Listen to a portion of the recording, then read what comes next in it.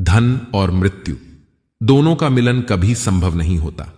एक ओर जहां धन इस संसार की संपत्ति है, वहीं मृत्यु हर चीज को समाप्त कर देती है। यह कहानी एक सेठ जी की है, जिन्होंने मृत्यु के बाद अपनी सारी संपत्ति अपने साथ ले जाने की इच्छा की। लेकिन जब उन्होंने इस भव्य योजना को अंजाम देने की कोशिश की, तो उन्हें एक अद्भुत सत्य का सामना करना पड़ा। नमस्कार, हमारे YouTube चैनल इंस्पायर राजाराम में आपका स्वागत है। आइए इस कहानी के माध्यम से जानते हैं। बहुत समय पहले की बात है। एक धनी और नामी सेठ थे, जिनका नाम था रत्न सेठ। उनके पास अपार धन संपत्ति थी, जिसका अंत नहीं था। पूरे नगर में उनकी प्रतिष्ठा और दौलत की चर्चा होती थी। उनके महल नुमा घर में हर सुख सुविधा मौजूद थी, और उनके पास हर वह चीज थी जिसका कोई इंसान कल्पना कर सकता है। लेकिन एक दिन जब वे अपने शाही महल की छत पर बैठे थे, उनके मन में एक अजीब विचार आया। उन्होंने सोचा, मेरे पास सब कुछ है, धन, वैभव, प्रतिष्ठा, परंतु जब मेरी मृत्यु होगी तो यह सब यहीं रह जाएगा।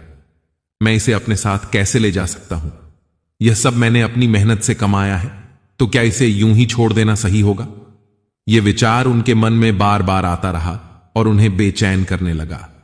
उन्होंने नगर के बुद्धिजीवियों, ज्ञानी पुरुषों और पंडितों से पूछा, परंतु कोई भी उन्हें संतोषजनक उत्तर नहीं दे पाया। अंत में उन्हें एक प्रसिद्ध संत का स्मरण हुआ, जो पास के एक आश्रम में रहते थे और जिनके प्रवचन पूरे देश में विख्यात थे। सेठ जी ने संत के पास जाने का निश्चय किया। जब वे संत के आश्रम पहुंचे, तो संत उन्हें देखकर मुस्कुराए, मानो उनकी समस्या पहले से ही जानते हों। सेठ जी ने संत के चरणों में प्रणाम किया और बोले, गुरुदेव, मेरे पास अपार संपत्ति है, पर मैं इसे मरने के बाद अपने साथ ले जाना चाहता हूं। क्या ऐसा कोई तरीका है जिससे यह संभव हो सके? संत ने ध्यान से सेठ जी की बात सुनी और फिर कहा, सेठ जी, यह संसार भौतिक वस्तुओं का घर है। जो कुछ भी आप यहां देखते हैं वह नश्वर है। चाहे वह आपका धन हो या आपकी प्रतिष्ठा, यह सब यहीं छूट जाएगा।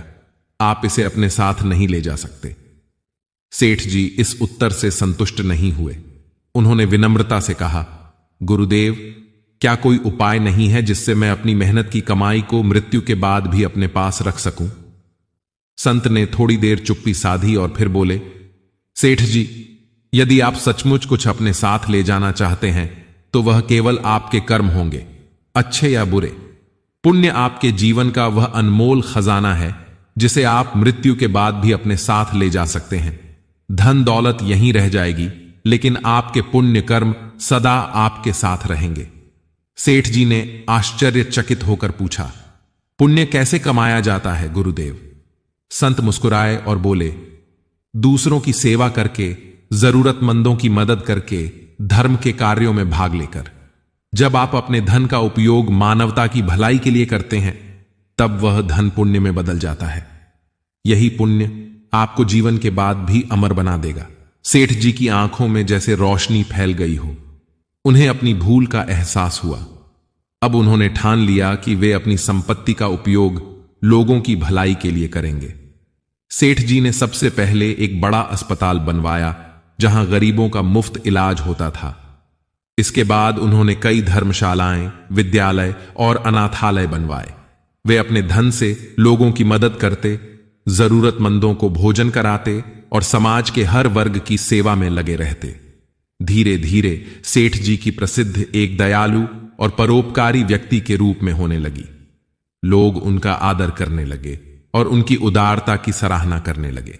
उन्हें अब अपनी संपत्ति पर गर्व नहीं था, बल्कि उस संतोष पर गर्व था जो उन्हें अपने पुण्य कर्मों से मिल रहा था। समय बीतता गया और एक दिन सेठ जी की मृत्यु हो गई, लेकिन उनके द्वारा किए गए पुण्य कर्म अमर हो गए।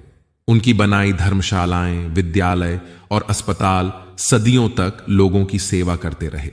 लोग उन्हें एक महान आत्मा के रूप में याद रखने लगे, जिन्होंने यह सिखाया कि असली दौलत पुण्य है, जिसे इंसान मृत्यु के बाद भी अपने साथ ले जा सकता है। इस प्रकार सेठ जी ने जीवन के सबसे बड़े सत्य को जान लिया।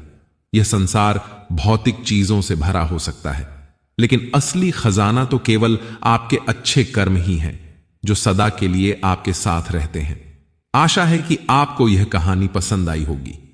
कमेंट में अपनी राय जरूर बताएं। कृपया हमारे YouTube चैनल इंस्पायर राजाराम को लाइक, शेयर, सब्सक्राइब करें। मिलते हैं अगली वीडियो में। धन्यवाद।